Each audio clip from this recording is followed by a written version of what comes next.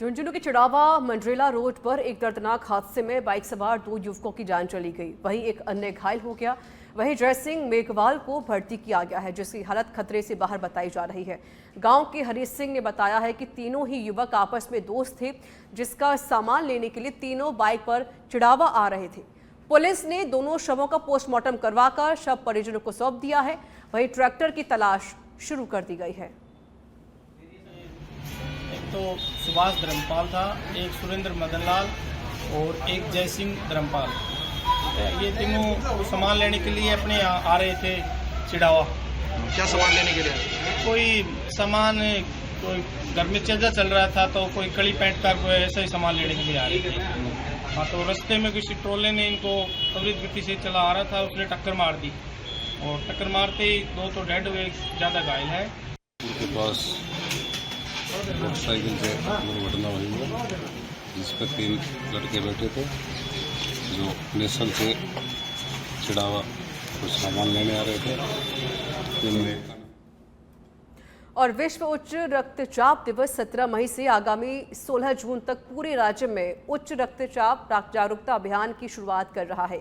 टिटवाना में hypertension awareness campaign की विधिवत शुरुआत की गई है, जिसके अंतर्गत आमजन में उच्च रक्तचाप और इससे होने वाले जोखिमों इससे बचाव हेतु पूरे महीने विभिन्न कार्यक्रम आयोजित किए जाएंगे। टिटवाना शहरी क्षेत्र की समस्त आशा सहयोगिनियों और स्कूली बच्चों के तहत एक उच्च रक्तचाप जागरूकता रैली निकाली गई। झुंझुनू जिले के एक और सैनिक देश की रक्षा करते हुए वीर गति को प्राप्त हुए हैं। खेतड़ी के बेसड़ा गांव निवासी का हार्ट अटैक के कारण निधन हो गया। नायब मदन सिंह 20 ब्रिगेडियर में तैनात थे, जो ऑपरेशन सिंदूर में शामिल थे। लेकिन जब भारत पाकिस्तान के बीच युद्ध जैसे हालात हुए तो तनाव बढ़ा, तो सभी सैनिक की छुट्टियां रद्द कर दी गई थी। जिला सैनिक कल्याण अधिकारी चिड़ावा सुरेश जांगीर ने बताया कि नायक मदन सिंह गुर्जर का निधन हार्ट अटैक से हुआ है। जयपुर पश्चिम जिले की वैशाली नगर थाना पुलिस और डीएसटी टीम ने तेजी से कार्रवाई करते हुए नेपाली नौकरों द्वारा नशीला पदार्थ देकर की गई डकैती की वारदात का पर्दाफाश कर दिया है।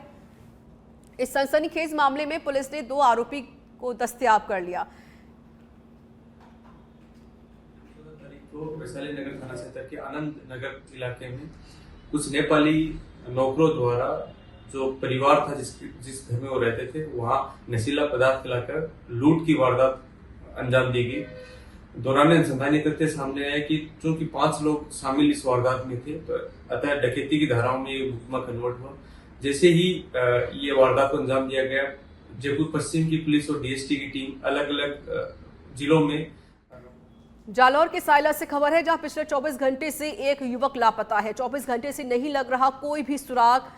फर्स्ट ईयर के छात्र का कोई सुराग नहीं लग रहा है, तो परिजन परेशान हो रहे हैं। पुलिस युवक की तलाश कर रही है। पिछले 24 घंटे से ये युवक लापता है, फर्स्ट ईयर का छात्र बताया जा रहा है और परिजन वो परेशान हो रहे हैं। फिलहाल पुलिस वालों को सूचित कर दिया गया है और पुलिस युवक की तलाश कर रही है। 24 घंटे व्यतीत हो चुके हैं, लेकिन अभी युवक की तलाश पूरी नहीं हो पाई है और पुलिस जुटी हुई है। युवक का अभी तक कोई सुराग नहीं लगा है। जिला स्पेशल टीम जयपुर दक्षिण ने बड़ी सफलता हासिल करते हुए 8 वर्षों से फरार चल रहे 20,000 रुपए के इनामी आरोपी राजेश सैनी को गिरफ्तार कर लिया है। आरोपी के खिलाफ श्यामनगर थाना क्षेत्र में वर्ष 2017 में पॉक्सो एक्ट समेत गंभीर धाराओं में मुकदमा दर्ज था। आरोपी लगातार अपना ठिकाना बदलकर पुलिस को चकमा दे रहा था। जयपुर के चोमू से बड़ी खबर है, स्कूल बस और जीप की जोरदार भिड़ंत हुई है। हादसे में बस सवार आधा दर्जन स्कूली बच्चे घायल हुए हैं। स्थानीय लोगों की मदद से घायलों को अस्पताल पहुंचाया गया है। चोमू के एक निजी स्कूल की बताई जा रही है बस। सूचना पर हरमाड़ा थाना पुलिस भी मौके पर पहुंची है। पहले भी स्कूल बस हादसे में एक छात्रा की मौत हो चुकी थी।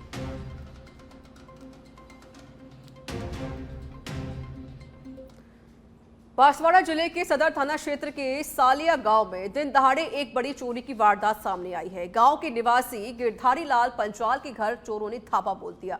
चोरों ने तिजोरी से करीब 20 तोला सोने की ज्वेलरी चुराकर फरार हो गए। घटना के बाद पूरे गांव में आक्रोश का माहौल है।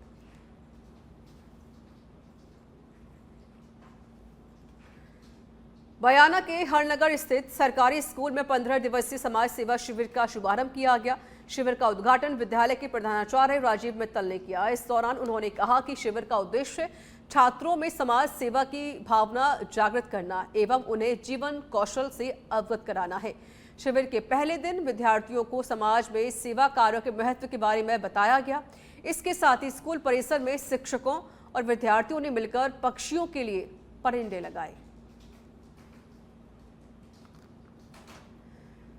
धौलपुर में एसपी सुमित मेहरा के निर्देशन में 6ठी बटालियन आरएसी मुख्यालय पर प्राकृतिक मानवीय आपदाओं से बचाव को लेकर कार्यक्रम का आयोजन किया गया, जिसमें युद्ध और हमले के दौरान परिस्थितियों से निपटने के बारे में जानकारी दी गई। साथ ही युद्ध जैसी स्थिति में अपनी जान और आम जनता की जान बचाव हेतु उपाय बताए गए।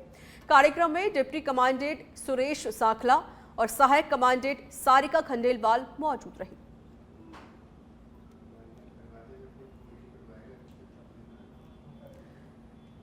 धौलपुर में तेज आंधी तूफान ने तबाही मचाई है। आंधी तूफान से मकान, पेड़, विद्युत पोल धराशायी हो गए हैं। पेड़ के नीचे दबने से एक युवक की मौत हो गई है। राजा विहार कॉलोनी में दीवार गिरने से कई लोग घायल हुए हैं। घायलों को अस्पताल पहुंचाया गया है, जहां उनका इलाज जारी है। तस्वीरें सामने आई हैं धौलपुर से, जहां पर तेज आंधी तूफान ने तबाही मचाई और कहा जा रहा है कि पेड़ के नीचे दबने से एक युवक की भी मौत हो गई है। और साथ ही राजा विहार कॉलोनी में दीवार गिरने से कई लोग घायल हैं, जिन्हें अस्पताल पहुंचाया गया है, इलाज जारी है।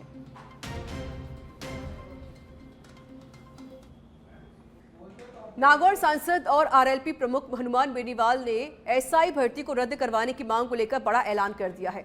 धरना स्थल पर प्रेस कॉन्फ्रेंस कर सांसद हनुमान बेनीवाल ने आरपीएससी के पुनर्गठन व एसआई भर्ती को रद्द करवाने की मांग को लेकर राजधानी जयपुर में 25 मई को विशाल रैली का ऐलान किया। साथ ही बेनीवाल ने कहा कि रैली में 1 लाख युवा शामिल होंगे। हमारे संवाददाता कुणाल भटनागर ने हनुमान बेनीवाल से खास बातचीत की है, आप भी सुनिए। 25 अप्रैल से शुरू हुआ जयपुर के शहीद स्मारक पर सब इंस्पेक्टर भर्ती रद्द को लेकर आंदोलन आज भी जारी है और आज बड़ा जो ऐलान है वो किया गया है। आगामी 25 तारीख को 1 लाख युवाओं की रैली राजधानी जयपुर में की जाएगी। सर, बड़ा ऐलान किया है, 1 लाख युवाओं की रैली 25 मई को 1 लाख जवान जुटेगा राजधानी के अंदर। मुद्दा है एसआई भर्ती रद्द, आरपीएससी का पुनर्गठन, पीटीआई भर्ती के अंदर फर्जीवाड़ा, दूसरी जयन भर्ती, जो इसकी वन विभाग की भर्ती, इंजीनियरिंग जितनी भर्तियां हुई है उन भर्तियों में जिस तरह फर्जीवाड़ा इस राजस्थान के अंदर हुआ, और ये कोई फर्जीवाड़ा नया नहीं है। 2013-14 से लेकर आज तक हमने तो ये भी मांग करी थी कि 20 साल के जितने भी आरपीएससी के चेयरमैन हैं उनकी जांच कराओ, उनके रिश्तेदार कितने कहाँ हैं, किन पदों पे हैं, तो दूध का दूध और पानी का पानी हो जाएगा। किसी कर्मचारी का नार्को टेस्ट कराओ, कोई जेल के अंदर है पकड़ा हुआ, एक का कराओ तो पता लग जाएगा आखिर कहाँ से क्या हुआ। अब आरपीएससी का 4-5 दिन पहले ही हमने जो कॉपी दिखाई थी, आरपीएससी ने गलती मान ली अपनी कि साहब रैंक 39 थी, हमने गलती सीखी। उससे क्या हो गया, किसके कहने से नंबर दिए, एफआईआर लॉन्च करो, बात करो। तो आरपीएससी का पुनर्गठन, जहाँ हमारे बच्चे जिस आरपीएससी को श्रद्धा से देखते थे, आज वहाँ से निकलते हैं तब कहते हैं फर्जीवाड़ा की राजधानी आ गई, अड्डा है फर्जियों का। माध्यमिक शिक्षा बोर्ड जिसने रीट के अंदर गड़बड़ करी, लेवल फर्स्ट है रीट का, उसको हम रद्द कराना चाहते हैं। और ईडी की जो रेड हुई बार बार, आखिर कौन से बड़े मगरमच्छ है, भजन लाल जी कब बड़े मगरमच्छों को पकड़ेंगे, या फिर इनके सरकार के अंदर मंत्री और ब्यूरोक्रेट से वही मगरमच्छ है जो सरकार को कार्रवाई नहीं करने देना चाहते। तो इन सब बातों का जवाब राजस्थान का नौजवान मांग रहा है। और हम आंदोलन करते हुए करीब 22-23 दिन हमें हो गए, 17 दिन यहाँ धरना देके लू और ठंड गर्मी के अंदर।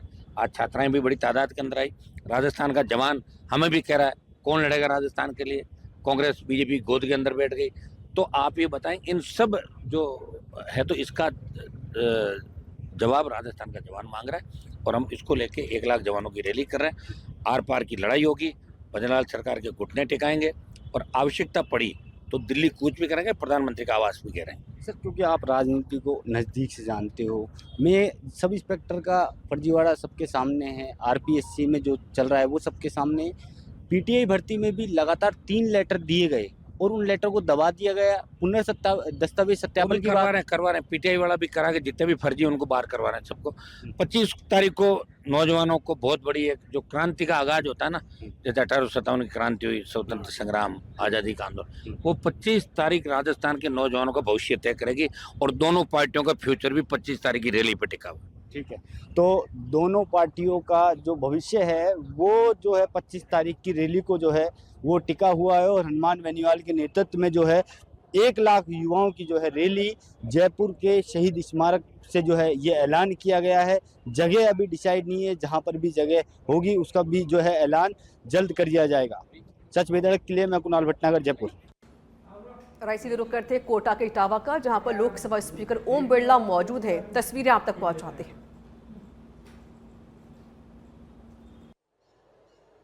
भारत की बनी हुई टेक्नोलॉजी के हथियारों का भी उपयोग किया और दुनिया को बता दिया कि जिन्होंने भी भारत में आतंकवाद फैलाने का प्रयास किया उसका परिणाम क्या होगा। और उस परिणाम के साथ भविष्य के अंदर भी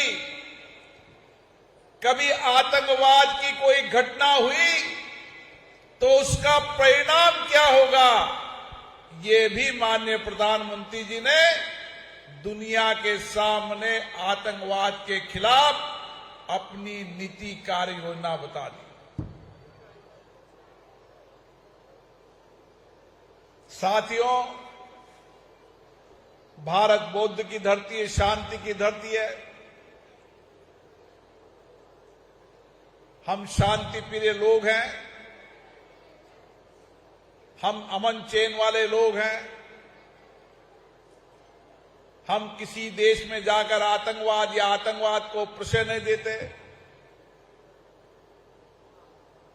लेकिन कोई देश हमारे आतंकवाद को प्रश्रय देना, आतंकवाद को फैलाने का काम करेगा तो उसको ऐसा ही परिणाम भुगतना पड़ेगा। मैं मुख्यमंत्री भजनलाल शर्मा का बीकानेर दौरा, पीएम मोदी के दौरे को लेकर तैयारियों का जायजा लिया गया है। पलाना में कार्यक्रम स्थल का सीएम ने जायजा लिया। पलाना में होने वाली जनसभा के स्थल पर कर रहे भूमि पूजन केंद्रीय मंत्री अर्जुन राम मेघवाल भी साथ में मौजूद हैं। माता करणी के दर्शन करने पहुंचे हैं सीएम भजनलाल शर्मा।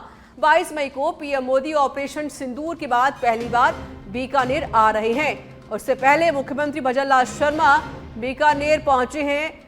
क्या कुछ व्यवस्थाएं की जा रही हैं और कैसी व्यवस्थाएं पूरी की जानी है, इसको लेकर भी मुख्यमंत्री भजनलाल शर्मा जायजा ले रहे हैं। बता दें कि उनके साथ अर्जुन राम मेघवाल भी मौजूद हैं। कार्यक्रम स्थल का सीएम ने जायजा लिया है।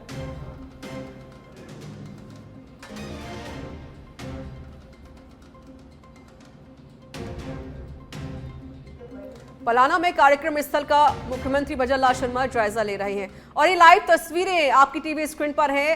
बीकानेर से लाइव तस्वीर आपको दिखा रहे हैं, जहां पर तिरंगा यात्रा रैली में मुख्यमंत्री भजनलाल शर्मा शामिल हुए हैं और साथ ही अर्जुन राम मेघवाल भी आपको नजर आ रहे होंगे।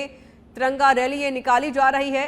बता दें कि बीकानेर में 22 मई को पीएम मोदी पधार रहे हैं और उससे पहले सीएम बीकानेर पहुंचे हैं और तिरंगा रैली में शामिल हुए हैं। तो विशाल तिरंगा रैली बीजेपी निकाल रही है, जिसमें शामिल होने के लिए पहुंचे हैं मुख्यमंत्री भजनलाल शर्मा और भी कई नेता मौजूद हैं। साथ ही अर्जुन राम मेघवाल भी इस दरमियान मौजूद है। तस्वीरें सीधे आपको बीकानेर से हम पहुंचा रहे हैं। ये लाइव तस्वीरें आपकी टीवी स्क्रीन पर हैं।